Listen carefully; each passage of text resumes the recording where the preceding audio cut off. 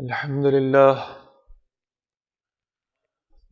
لله نحمده ونستعينه ونستغفره ونؤمن به ونتوكل عليه ونعوذ بالله من شرور أنفسنا ومن سيئات أعمالنا من يهده الله فلا مضل له ومن يضلله فلا هادي له ونشهد أن لا إله إلا الله وحده لا شريك له ونشهد أن سيدنا محمدا عبده ورسوله فإن خير الحديث كتاب الله وخير الهدي هدي محمد صلى الله عليه وسلم وشر الأمور محدثاتها وكل محدثة بدعة وكل بدعة ضلالة وكل ضلالة في النار أو كما قال صلى الله تعالى عليه وسلم.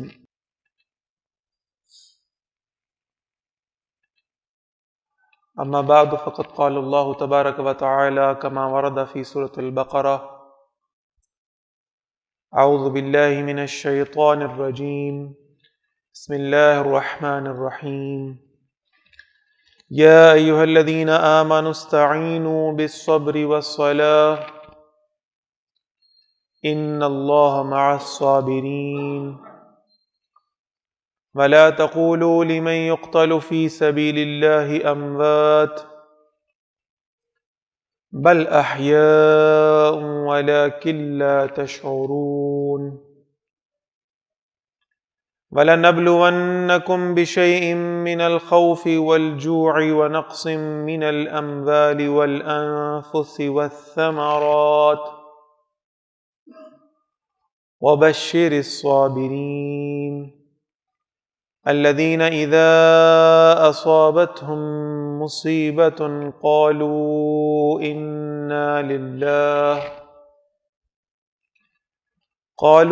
إِنَّا لِلَّهِ وَإِنَّا إِلَيْهِ راجعون أولئك عليهم صلوات من ربهم ورحمة وأولئك هم المهتدون. صدق اللہ العظیم. رب اشرح لي صدري ويسر لي أمري واحلل عقدة من لساني يفقهوا قولي واجعل لي وزيرا من أهلي. اللهم ربنا ألهمنا رشدنا وأعذنا من شرور أنفسنا. اللهم أرنا الحق حقا وارزقنا اتباعه وأرنا الباطل باطلا وارزقنا اجتنابه. آمین یا رب العالمین.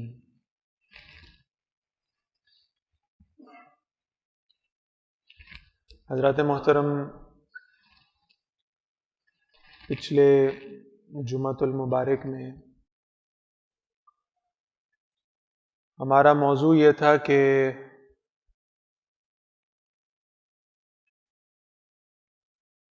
غلبہ اسلام کے لیے، یعنی دین کے بالفعل قائم کرنے کے لیے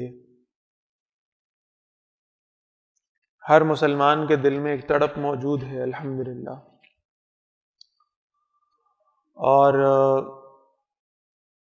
اس کے ایک پہلو پر ہم نے گفتگو کی تھی کہ اس کے لیے ضروری یہ ہے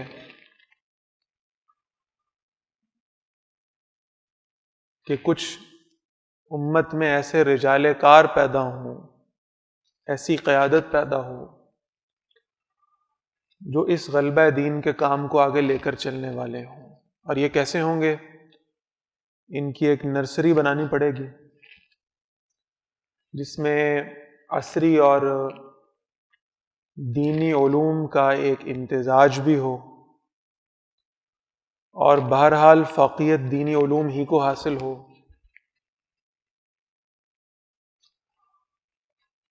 اور یہاں سے پھر وہ لوگ نکلیں جو امت کی سربلندی کے لیے محنت کر سکیں.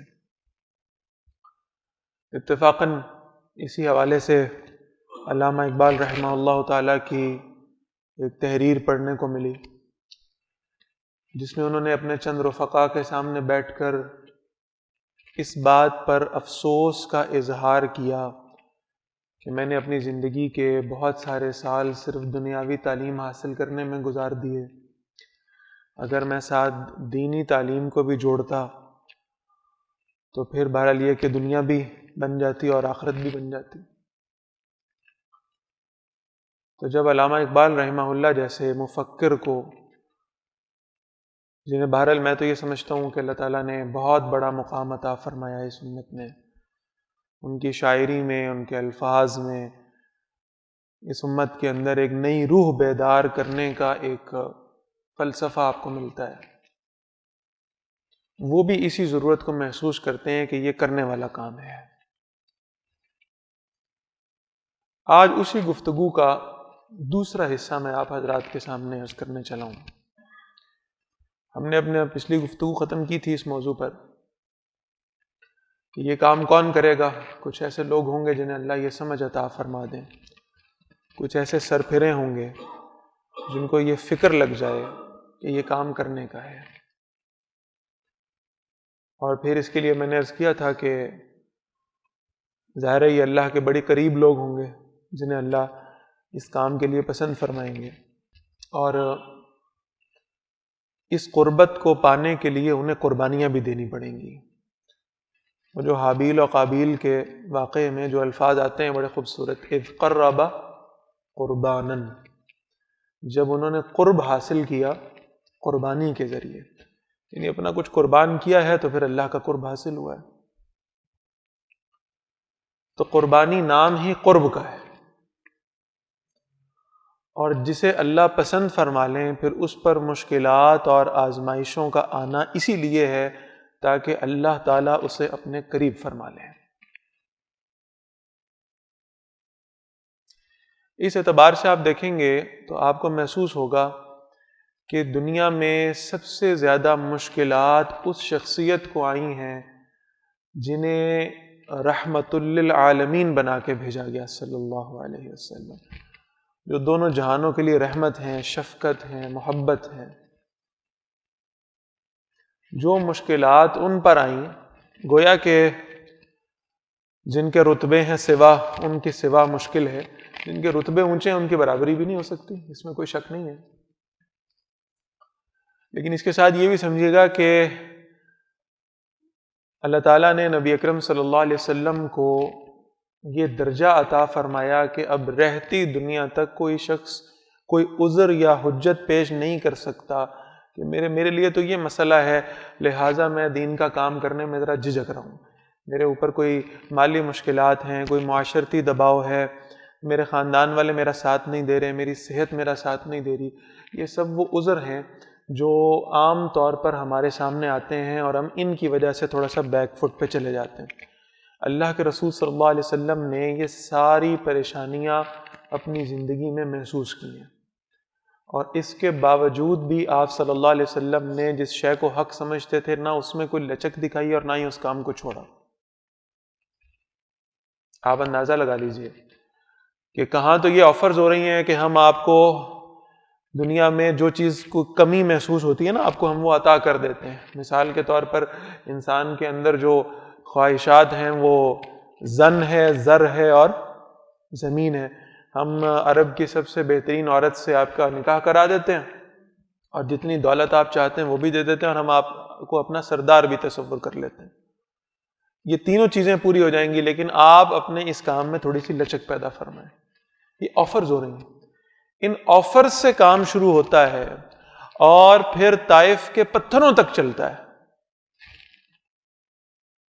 لیکن ان سارے مراحل پر اللہ کے رسول صلی اللہ علیہ وسلم اپنے اس مشن کو چھوڑتے نہیں ہیں۔ یہ ذہن میں رکھیے گا کہ طائف کے پتھر بھی اپنی جگہ بڑے مشکل ہیں، لیکن یہ پیشکشیں ٹھکرانا بھی آسان نہیں ہے۔ جب سب کچھ دیے جانے کے وعدے ہو رہے ہوں اس وقت بھی انسان ان سب چیزوں کو ٹھکرا دے اور کہے کہ بس میں اس کام میں لگا ہوں جس کام میں اللہ نے مجھے جس کی سمجھ عطا فرمائی ہے، جس کی فکر عطا فرمائی ہے، اور میں اس کو نہیں چھوڑوں گا۔ اور یہاں سے معاملات چلے اور چلتے چلتے پہنچے ہیں طائف کے پتھروں تک۔ آپ اس تسلسل کو ریوائز کر لیں اپنے ذہن میں تو معاملہ آسان ہو جائے گا۔ آفرز قبول نہیں کی گئیں، اللہ کے رسول صلی اللہ علیہ وسلم کے ساتھیوں پر مظالم ڈھائے گئے، مصیبتوں کے پہاڑ توڑے گئے۔ خود پر ہونے والی مشکل تو شاید انسان برداشت کر لیتا ہے، لیکن اپنے وہ ساتھی جو جانثار ہوں، جن کے ساتھ محبتوں کے تعلقات وابستہ ہوں، ان کو جب آپ کی آنکھوں کے سامنے چیر دیا جائے تو آپ اندازہ کیجئے کہ کیا حالات ہوں، کیسا دکھ، کیسی تکلیف ہوگی۔ اللہ کے رسول صلی اللہ علیہ وسلم اپنے گھر سے نکلتے ہیں اور کیا مناظر دیکھ رہے ہیں، کسی کو مار پڑ رہی ہے، کسی کے ساتھ وہ یعنی یہ معاملہ ہے کہ چوک میں لٹایا گیا اور ہاتھوں پیروں کے ساتھ 4 اونٹ باندھ کر انہیں مخالف سمت میں دوڑا دیا گیا، جسم کے پرخچے اڑ رہے ہیں، اور یہ سب کچھ دکھایا جا رہا ہے۔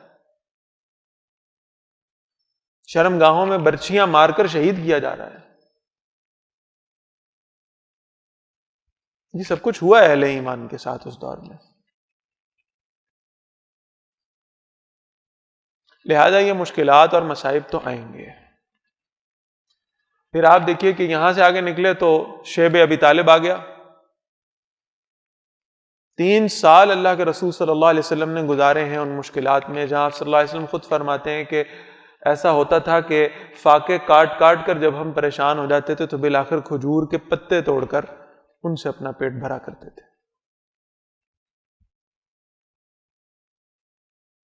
میں اعلیٰ وجہ البصیرہ کہہ رہا ہوں کہ ایسی مشکلات ہم میں سے کسی پر بھی نہ آئی ہیں نہ آ سکتی۔ لا یکلف اللہ نفسا الا وسعها۔ علماء کہتے ہیں جب یہ آیت آپ تلاوت کریں تو اللہ کا شکر ادا کیا کریں، یہ اللہ تعالیٰ نے بڑی آسانی کا معاملہ فرما دیا کہ اللہ تعالیٰ ہر شخص پر اتنا ہی بوجھ ڈالتا ہے جتنی اس کی وسعت ہے۔ اگر سب کی آزمائشیں ایک جیسی ہونے لگتی تو شاید ہم کبھی بھی دین پہ استقامت اختیار نہ کر پاتے۔ اللہ تعالیٰ کو معلوم ہے کہ ہمارا لیول کیا ہے، ہمارا درجہ کیا ہے، اسی درجے کے اعتبار سے ہم پر آزمائش کا معاملہ ہے۔ اس شیب ابی طالب سے آگے نکلیں تو محسوس ہوا شاید اب کوئی مشکلات آسان ہو گئی، لیکن اسی سال عام الحزن اور حضرت خدیجہ رضی اللہ تعالی عنہا جیسی غمگسار بیوی بھی دنیا سے رخصت ہو گئی۔ ابو طالب بھی بہرحال جیسا بھی تھا ایک سایہ تو تھا، بنو ہاشم کے سردار تھے، وہ بھی دنیا سے رخصت ہو گئے۔ اور اللہ کے رسول صلی اللہ علیہ وسلم اس پولیٹیکل اسائلم کے لیے پھر تشریف لے گئے ہیں طائف میں، اور طائف میں جو کچھ ہوا ہے زبان اس کو بیان کرنے سے قاصر ہے۔ 3 سردار ملے ہیں، کیا خوبصورت نقشہ کھینچا ہے مولانا مناظر حسن گیلانی صاحب رحمۃ اللہ علیہ نے النبی الخاتم صلی اللہ علیہ وسلم نامی کتاب میں۔ 3 بھائی تھے، ایک ہی سردار کے بیٹے تھے، اور تینوں اپنی جگہ پر سرداریوں کے مناصب پر فائز تھے۔ اللہ کے رسول صلی اللہ علیہ وسلم نے ان سے ملاقات کی ہے۔ ایک نے تو یہ کہا کہ میں آپ کی بات سننا ہی نہیں چاہتا، آپ اگر سچے ہوئے اور میں نے آپ کو نہ مانا تو اللہ مجھ سے ناراض ہو جائیں گے، اور اگر آپ سچے نہ ہوئے اور میں نے آپ کو مان لیا تو پھر بھی اللہ کی ناراضگی کا خطرہ ہے، لہٰذا میں آپ کی گفتگو سننا ہی نہیں چاہتا۔ دوسرے سردار نے تو حد کر دی، اس نے کہا اللہ کو کیا کوئی عزت دار آدمی نہیں ملا تھا جو اللہ نے مکہ میں ایک یتیم کو نبی بنا دیا ہے؟ معاذ اللہ۔ آپ اندازہ کیجئے کہ نبی اکرم صلی اللہ علیہ وسلم جیسے اونچے رتبے کے حامل شخص کے اوپر کیا گزرتی ہوگی جب یہ جملے سنتے ہوں گے، لیکن صبر کیا ہے، اس لیے کہ اللہ کا حکم کیا ہے، فاصبر علی ما یقولون، جو یہ کہتے ہیں اب آپ کا کام ہے صبر کرنا، کرتے جائیے کرتے جائیے کرتے جائیے، صرف کہنے پر نہیں، یہ آپ کے راستوں میں کانٹے بچھاتے ہیں تو بھی صبر کیجئے، یہ آپ پر تشدد کرتے ہیں تو بھی صبر کیجئے، یہ آپ کے رفقا کو، آپ کے صحابہ کو شہید کرتے ہیں تو بھی صبر کیجئے۔ آپ اس منظر کو اپنے ذہن میں لائیے کہ بیت اللہ ہے اور رسول اللہ صلی اللہ علیہ وسلم اللہ کے حضور سجدہ ریز ہیں، اور ابو جہل کو شرارت سوزتی اور کہتا ہے کوئی جو فلاں قبیلے نے ایک اونٹ ذبح کیا ہے، اگر اس کی اوجڑی اٹھا کر لے آئے تو آج میں اسے محمد صلی اللہ علیہ وسلم کے کندھوں پر ڈال دوں گا۔ وہ اوجڑی منگوائی جاتی ہے، پھر وہ اونٹ کی گندگی سے بھری ہوئی اوجڑی کو رسول اللہ صلی اللہ علیہ وسلم کے شانوں پہ رکھا جاتا ہے، اور اس کا بوجھ اس قدر ہے کہ آپ صلی اللہ علیہ وسلم نہ سر نہیں اٹھا پاتے۔ سارے لوگ کھڑے ہیں، تماشا دیکھ رہے ہیں، مکے کا مین چوک ہے، سب سے زیادہ ایک لوگوں کے جمع ہونے کی جگہ ہے، اور سب لوگ دیکھ رہے ہیں اور مذاق اڑا رہے ہیں اور ٹھٹھا لگا رہے ہیں، اور کسی میں ہمت نہیں ہے کہ آگے بڑھ کر انسانیت ہی کے ناطے، اخلاق ہی کے ناطے رسول اللہ صلی اللہ علیہ وسلم کو اس بوجھ سے آزاد کروا دیں۔ اور گھر سے حضرت فاطمہ رضی اللہ تعالیٰ عنہا آتی ہیں اور اپنے چھوٹے چھوٹے ہاتھوں کے ساتھ اپنے والد کے کندھوں کے اوپر سے اس بوجھ کو ہٹاتی ہیں۔ یہ سب کچھ سہا ہے محمد الرسول اللہ صلی اللہ علیہ وسلم نے، اور یہ برداشت ہو رہا ہے۔ اور مشن کیا چل رہا ہے؟ یتلو علیہم آیاتہ ویزکیہم ویعلمہم الکتاب والحکمہ، تلاوت آیات ہو رہی ہیں، اپنے ساتھیوں کا تزکیہ ہو رہا ہے، انہیں علم و حکمت کی باتیں سمجھائی جا رہی ہیں، ان کی تربیت ہو رہی ہے، ان کی تعلیم ہو رہی ہے، یہ کام چل رہا ہے۔ اس کے ساتھ ساتھ جو مشکلات آ رہی ہیں سب برداشت کر رہے ہیں۔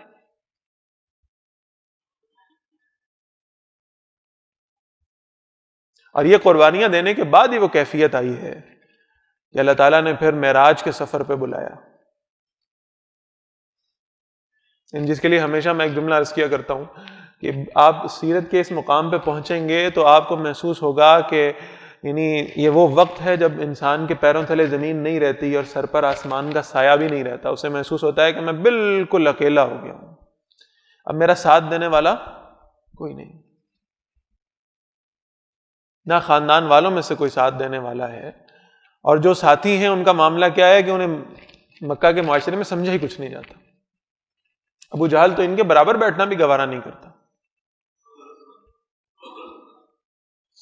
اس مرحلے پر پھر معراج ہوئی ہے، اس پر پھر وہ قرب حاصل ہوا ہے، اس پر پھر اللہ نے اپنے ساتھ جوڑا ہے، اور پھر اس پر اللہ نے تسلی دی ہے کہ اگر کوئی آپ کے ساتھ دینے والا نہیں ہے تو یہ ذہن میں رکھیے گا کہ اللہ آپ کے ساتھ، اور جسے اللہ کی معیت نصیب ہو گئی اسے پھر دنیا میں اور کسی شے کی ضرورت نہیں رہی۔ بعض روایات میں آتا ہے 10 دن گزارے ہیں نبی اکرم صلی اللہ علیہ وسلم نے طائف میں، بعض میں آتا ہے 1 مہینہ وہاں رہے، دعوت دیتے رہے، صبح و شام، اور کوئی کام نہیں ہو رہا، اللہ کے دین کی دعوت ہو رہی ہے، ایک شخص مسلمان نہیں۔ اور واپسی پر جب باغ کے قریب سے گزرے ہیں، دشمنوں کا باغ ہے، دشمن داری ہے، شریکہ ہے، وہ کہتے ہیں ایسا سلوک تو کوئی دشمنوں کے ساتھ بھی نہیں کرتا جو انہوں نے محمد صلی اللہ علیہ وسلم کے ساتھ کیا ہے۔ اپنے غلام کو بھیجتے ہیں، جاؤ، ہمارا تو شریکہ ہے، ہم تو جا نہیں سکتے، تم جاؤ اور جا کر کچھ کھجوریں اور کچھ پانی جو ہے نا ان کو پلاؤ، انسانیت کے ناطے۔ وہ غلام نہیں جانتا یہ کون ہستی ہیں، وہ کھجوریں اور پانی لے کر جاتا ہے اور خدمت کرنے کے لیے جاتا ہے، اور اللہ اسے کلمے کی دولت سے مشرف فرما دیتا ہے۔ یہ بتانے کے لیے کہ کون اس کام میں ساتھ دے گا، یہ چناؤ اللہ کا ہے، یہ پسند اللہ کی ہے، یہ انتخاب اللہ کا ہے۔ آپ کا کام ہے اپنا بیج بکھیرتے رہیں، آپ دعوت دیتے رہیں، آپ لوگوں کو اس کام کی طرف بلاتے رہیں، حتیٰ کہ یہی کام کرتے کرتے دنیا سے رخصت ہو جائیں۔ آئے گا کون؟ یہ فیصلہ اللہ کا ہے۔ کس کے دل میں اللہ بات پیدا فرمائیں گے، کس کو اللہ یہ فکر عطا فرمائیں گے، یہ اللہ کا انتخاب ہے۔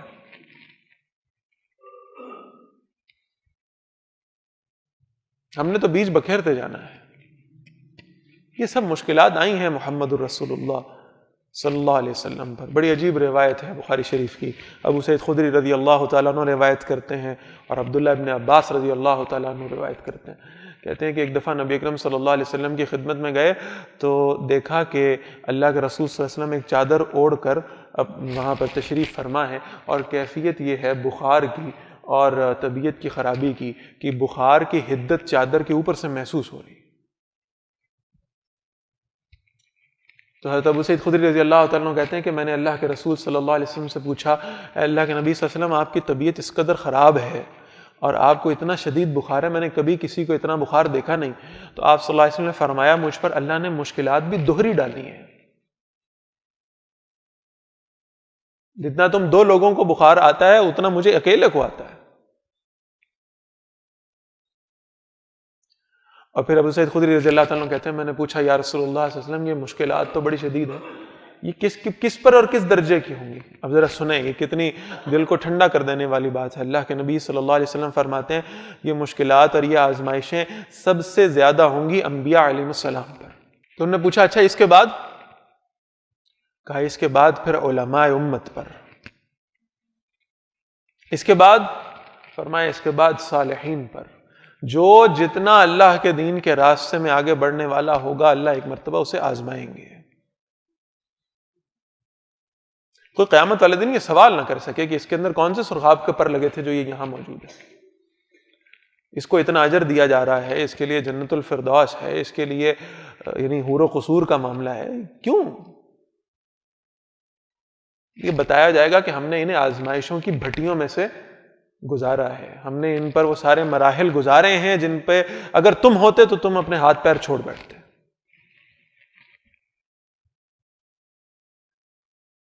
لیکن ان آزمائشوں میں استقامت سے اگر گزر ہوگا تو پہلی بات تو یہ سمجھ لیں کہ اللہ کی توفیق سے ہوگا، نمبر 1۔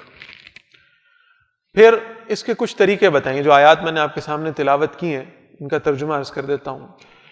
اعوذ باللہ من الشیطان الرجیم، فرمایا گیا فاذکرونی اذکرکم، تم مجھے یاد رکھو، اللہ فرما رہے ہیں میں تمہیں یاد رکھوں گا۔ اللہ کے ساتھ تو کوئی بھولنے والا معاملہ ہی نہیں ہے، اللہ کے ساتھ تو کوئی نسیان یا خطا یعنی منسوبی نہیں ہو سکتی، اللہ اپنی مخلوقات میں سے کسی کو نہیں بھول سکتے۔ لیکن یہاں ذکر ہے اور یہ ذکر عام نہیں ہے، فاذکرونی اذکرکم، تم مجھے یاد کیا کرو۔ اللہ فرما رہے ہیں میں تمہیں یاد کروں گا، میں تمہیں اپنے خاص لوگوں میں یاد رکھوں گا۔ فرشتوں کی مجلس میں اللہ کے نبی صلی اللہ علیہ وسلم فرماتے ہیں، اللہ اپنے ان بندوں کا تذکرہ فرماتے ہیں، کیا یہ کسی دنیاوی منفعت کے لیے میرے کام میں لگے ہیں؟ کیا یہاں سے ان کو کوئی فائدہ میسر آ رہا ہے؟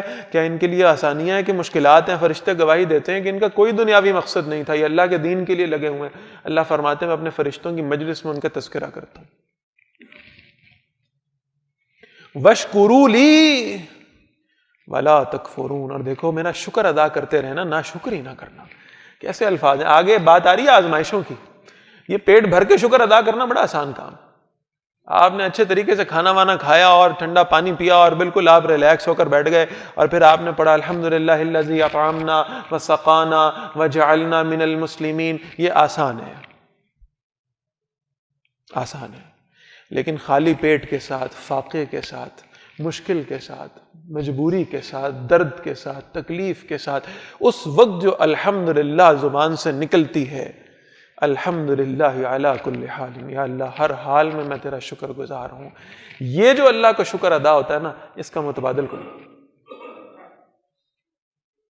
مشکل اور مصیبت میں بھی اللہ کا شکر ادا کرنے والے بن جاؤ۔ ولا تکفرون، دیکھو ناشکری نہ کرنا۔ یا ایھا الذین آمنوا استعینوا بالصبر والصلاۃ، اور یہ ناشکری کے حوالے سے سمجھ لیجئے گا کہ یہ ناشکری کیا ہے۔ تم یہ دیکھو کہ اللہ نے تم سے کچھ لیا ہے تو تمہیں کتنا کچھ عطا بھی تو کیا ہے۔ تم سے اگر دنیا کی آسائشیں لے لی ہیں تو اللہ نے تمہیں قرآن کے ساتھ جوڑ دیا ہے، اللہ نے تمہاری پہچان دین کے ساتھ بنا دی۔ تم ڈاکٹر کے طور پہ مشہور ہو سکتے تھے، انجینئر کے طور پہ مشہور ہو سکتے تھے، تم کسی بڑے بزنس مین کے طور پر تمہیں دنیا میں عزت، شہرت، دولت ہر شے مل سکتی تھی، اگر اللہ نے تم سے یہ لیا ہے تو تمہیں کچھ دیا بھی تو ہے نا۔ کیا دیا ہے؟ اللہ نے تمہیں دین کا خادم بنا دیا ہے۔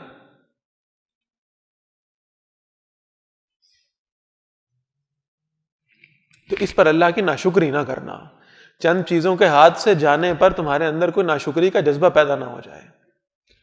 یا ایھا الذین آمنوا استعینوا بالصبر والصلاۃ، اے ایمان والو، معلوم ہے اللہ کو کہ تم بشر ہو، تمہارے دل میں جذبات بھی ہیں اور احساسات بھی ہیں اور کیفیات بھی ہیں، اور غم اور دکھ سے تمہارا دل بھر بھی جاتا ہے۔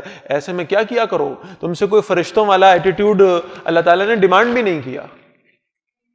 دل میں یہ کیفیات آتی ہیں، کیا کرو، استعینوا بالصبر والصلاۃ، صبر اور نماز کے ذریعے سے اللہ کی مدد طلب کیا کرو،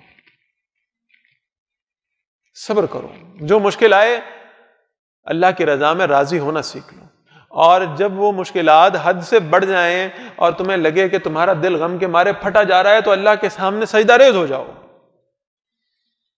کیفیت نماز میں آ جاؤ۔ وہاں جو اللہ کے سامنے راز و نیاز ہوں گے، وہاں جو آنسو بہانے کا معاملہ ہوگا، وہاں جو دکھ درد بیان کرنے کی کیفیت ہوگی، اس جیسی تو اور کیفیت ہو نہیں پائے گی۔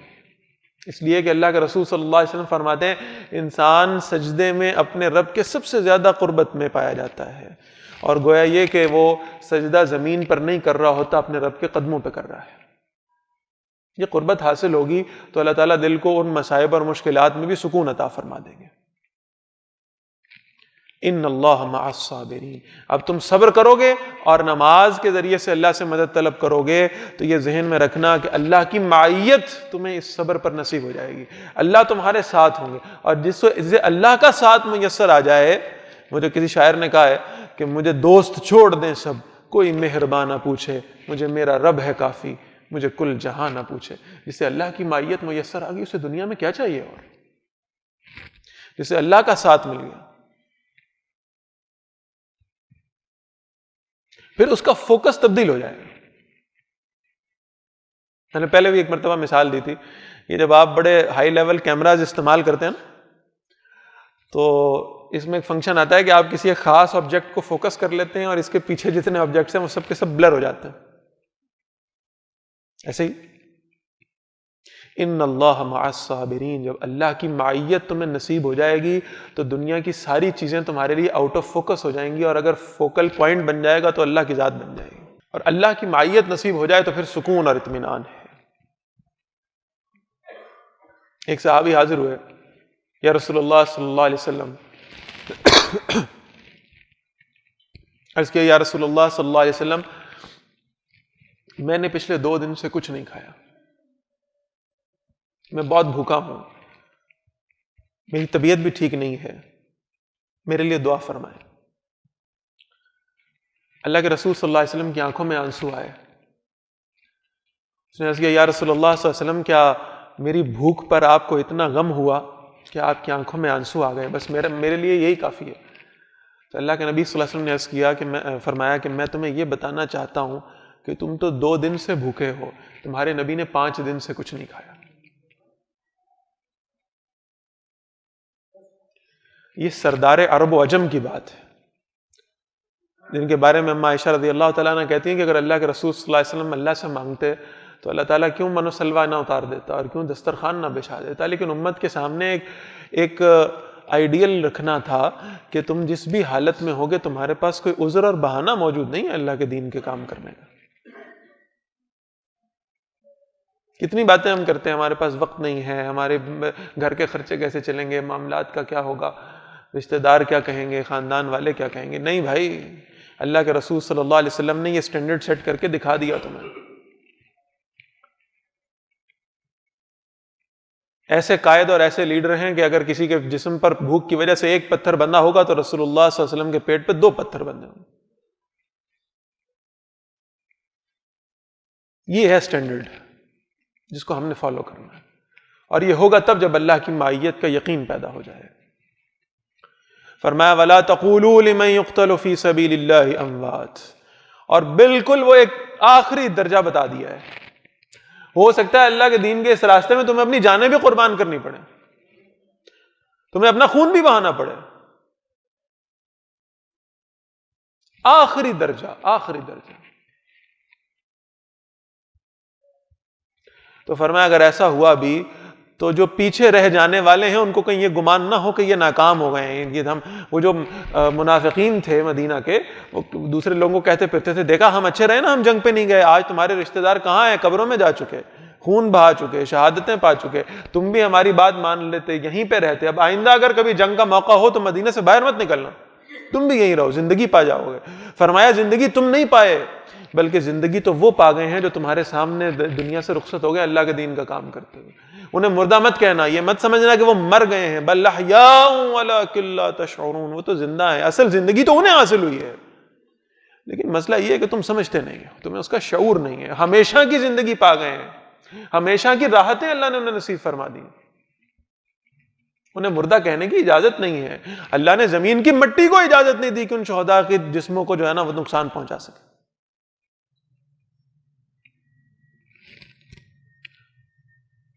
پھر فرمایا وَلَنَبْلُوَنَّكُمْ، بڑی خوبصورت آیت ہے، اور یہ سمجھیں کہ پیپر آؤٹ ہو گیا، امتحان تو لینا ہے اللہ نے، اسی لیے کہ اللہ تعالیٰ نے اسی کے لیے سارا نظام تخلیق فرمایا.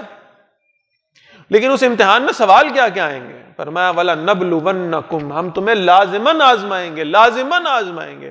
بِشَيْءٍ مِّنَ الْخَوْفِ وَالْجُوعِ وَنَقْصٍ مِّنَ الْأَمْوَالِ وَالْأَنفُسِ وَالثَّمَرَاتِ، ہم تمہیں لازماً آزمائیں گے. کبھی خوف سے، کس بات کا خوف ہے؟ لوگ کیا کہیں گے، گھر والے کیا کہیں گے، رشتہ دار کیا کہیں گے، دوست کیا کہیں گے، خوف ہوگا، فلاں نقصان ہو جائے گا، فلاں مشکل آ جائے گی، کیا کریں؟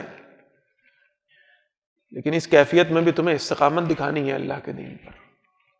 والجوع، اور یہ بھی ہو سکتا ہے کہ لوگ تمہیں سمجھائیں، لوگ تمہیں پریشرائز کریں، تم لوگوں کے پریشر میں نہ آؤ، اور اس کے بعد ان کی کچھ باتیں سچی بھی ثابت ہونا شروع ہو جائیں، یعنی تم پر وہ بھوک اور فاقے کا دور آ جائے. ہم تمہیں اس بھوک سے بھی آزمائیں گے. وَنَقْصٍ مِّنَ الْأَمْوَالِ، اور ہم تمہیں آزمائیں گے مال کی کمی سے. وَالْأَنفُسِ، اور تمہاری اپنی جانوں سے بھی. کبھی بیماری آ رہی ہے، کبھی مشکل آ رہی ہے. حضرت ابو ذر غفاری رضی اللہ تعالیٰ سے نبی اکرم صلی اللہ علیہ وسلم نے پوچھا، آپ کو دنیا میں کچھ پسند ہے؟ درویش آدمی، فقراء صحابہ میں شمار ہے، ہر وقت اگر کوئی دھن سوار ہے تو آخرت کی. آپ صلی اللہ علیہ وسلم پوچھ رہے ہیں، سارے صحابہ سے پوچھ رہے ہیں جو بیٹھے ہیں مجلس میں، آپ کو دنیا میں کیا پسند ہے، آپ کو دنیا میں کیا پسند ہے؟ ابو ذر غفاری رضی اللہ تعالیٰ عنہ کی باری آئی، عرض کہ یا رسول اللہ صلی اللہ علیہ وسلم مجھے دنیا میں 3 چیزیں پسند ہیں. پوچھا کیا؟ عرض کہ یا رسول اللہ صلی اللہ علیہ وسلم الجوع والمرض والموت، مجھے 3 چیزیں پسند. سارے صحابہ حیران. اللہ کے رسول صلی اللہ علیہ وسلم نے پوچھا ابو ذر یہ کیسی پسند ہوئی؟ یہ 3 چیزیں تو وہ ہیں جن سے انسان ہمیشہ پناہ مانگتا ہے، بھوک سے پناہ مانگتا ہے، بیماری سے پناہ مانگتا ہے، موت سے پناہ مانگتا ہے. آپ کہہ رہے ہیں مجھے یہ تینوں چیزیں دنیا میں پسند ہیں اور کچھ پسند ہی نہیں ہے، یہ کیا ہے؟ عرض کیا یا رسول اللہ صلی اللہ علیہ وسلم مجھے بھوک پسند ہے تاکہ میں اپنے رب سے مانگ سکوں، مجھے بیماری پسند ہے اس لیے کہ یہ میرے گناہوں کے جھڑنے کا بندوبست کر دیتی ہے. جب میں بیمار ہوتا ہوں تو اللہ میرے گناہ جھاڑ دیتا ہے. اور مجھے موت پسند ہے کہ یہ مجھے میرے رب سے ملا دے گی. آپ اندازہ کریں جب فوکس اللہ کی ذات ہو جائے تو یہ وہ 3 چیزیں ہیں جو جن سے انسان بھاگتا ہے، لیکن یہ 3 چیزیں بھی اسے محبوب تصور ہونے لگی. وہ بیماری میں بھی اللہ کا شکر کرے گا کہ گمان ہوتا ہے کہ شاید بہت سارے گناہ میرے اکٹھے ہو گئے تھے، اللہ تعالیٰ نے ان گناہوں کے جھاڑنے کا بندوبست فرمایا، تو یہ بیماری زحمت نہیں ہے بلکہ رحمت ہے اللہ کی. یہ بھوک شاید اللہ تعالیٰ کو میں پکارنا بھول گیا تھا، میری پکار میں میری دعا میں وہ اثرات نہیں رہے تھے شاید، تو اللہ تعالیٰ نے مجھ پر یہ بھوک اور یہ فاقہ بھیجا، مجھ پر یہ کمی بھیجی. کس لیے بھیجی؟ تاکہ میں مزید شد و مد کے ساتھ، مزید خشوع و خضوع کے ساتھ، مزید محبت و الفت کے ساتھ اللہ کو پکار سکوں. آپ کو یہ مشکلیں محسوس نہیں ہوں.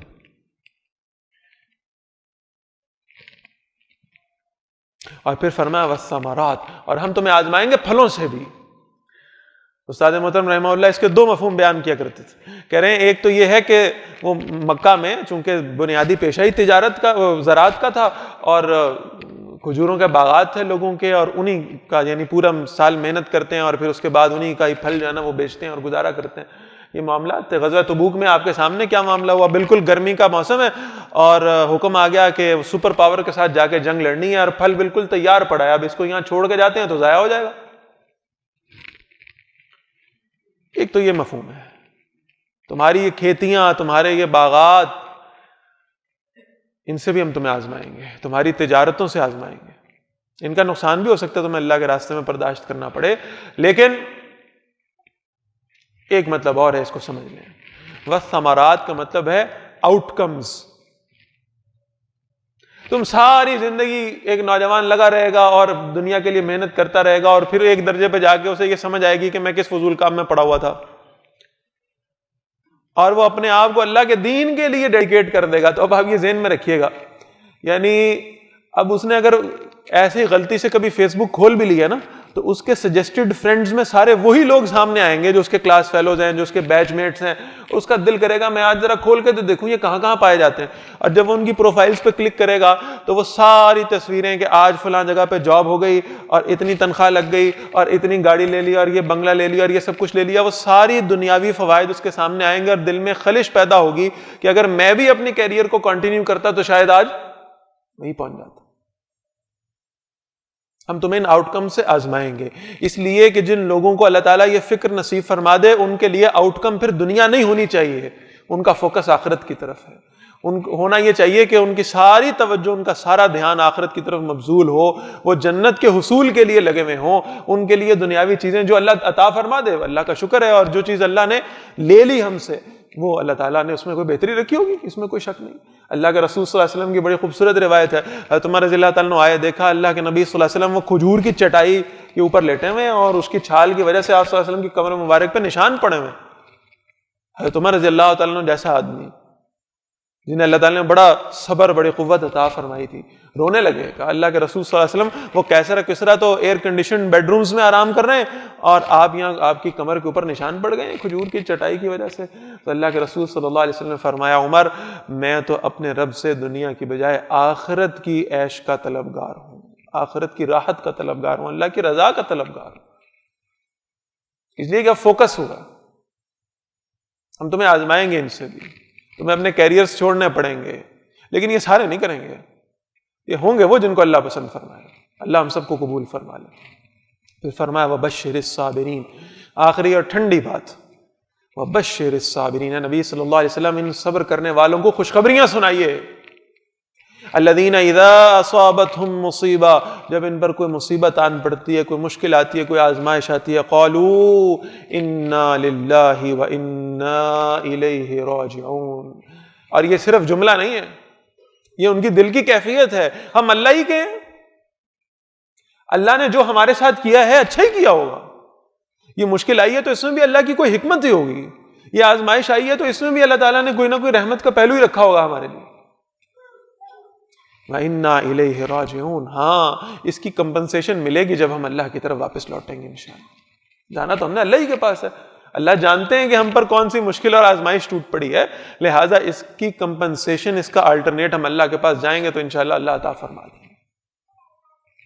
فرمایا اولئک علیہم صلوات من ربہم ورحمہ، یہ وہ لوگ ہیں کہ جن پر اپنے رب کی عنایات ہیں، مہربانیاں ہیں، رحمتیں ہیں، وَأُولَئِكَ هُمُ الْمُهْتَدُونَ، یہی وہ لوگ ہیں جو ہدایت یافتہ ہیں۔ اور پھر آخر میں وہ حدیث اس کے ساتھ جوڑ رہا ہوں، یعنی دل تو یہ کرتا ہے کہ ہر خطبے میں اور تقریر میں یہ اس حدیث کو کوٹ کیا جائے، بعض چیزیں ایسی ہیں جو معاشرے کے اعتبار سے اور ضرورت کے اعتبار سے اس قدر اہم ہو جاتی ہیں، جیسے اللہ کے رسول صلی اللہ علیہ وسلم ایک حدیث مبارکہ کو بار بار ہر خطبے میں دہرایا کرتے تھے، لیکن یہ جو حدیث ہے یہ آج کے دور میں کم از کم بڑی ویلڈ ہے، اور اس حدیث کو میں کہتا ہوں ہر شخص کو یاد کرنا چاہیے۔ اللہ کے نبی صلی اللہ علیہ وسلم فرماتے ہیں بدأ الاسلام غریبا وسیعود کما بدأ، اسلام کا جب آغاز ہوا تھا بڑا اجنبی سا دین تھا، اسلام پسندوں کے لیے کوئی راحتیں نہیں تھیں، دین پر چلنے والوں کے لیے مشکلات کے پہاڑ تھے، اور یہ دین اپنی اس کیفیت کی طرف واپس لوٹے گا، یہ اجنبیت دوبارہ آئے گی، یہ مغلوبیت دوبارہ آئے گی، یہ جہاں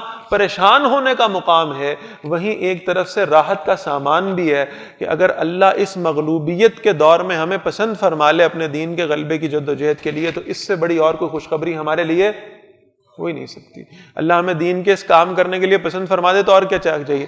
اس لیے آپ صلی اللہ علیہ وسلم فرمایا فطوبی للغرباء، تو ان غرباء کو خوشخبریاں سنا جو دین کے اجنبی ہونے کے دور میں خود اجنبی ہو گئے لیکن اللہ کے دین کو چھوڑا نہیں، اللہ کے دین کے دامن کو ہاتھ سے نہیں چھوڑا، جدیدیت کے مقابلے میں اس روایت کی کشمکش میں ہمیشہ روایت کے ساتھ جڑے رہے، کھڑے رہے، اس فنڈامنٹلزم کے ساتھ جڑے رہے، انہوں نے ماڈرنزم کو ایکسیپٹ نہیں کیا، ان کی توجہات اپنی دنیا بنانے میں نہیں تھی بلکہ آخرت کی طرف تھی۔ ایسے لوگوں کو آپ صلی اللہ علیہ وسلم فرماتے ہیں خوشخبریاں سنا دیجیے،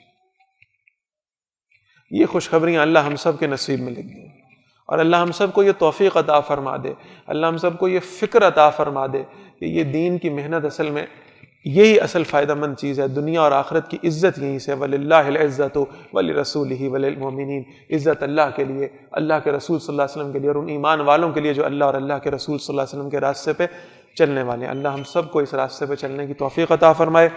اقول قولی ھذا واستغفر اللہ لی ولکم ولسائر المسلمین والمسلمات۔ فنزل من حمیم وتصلیۃ جحیم ان ھذا لہو حق الیقین فسبح باسم ربک العظیم۔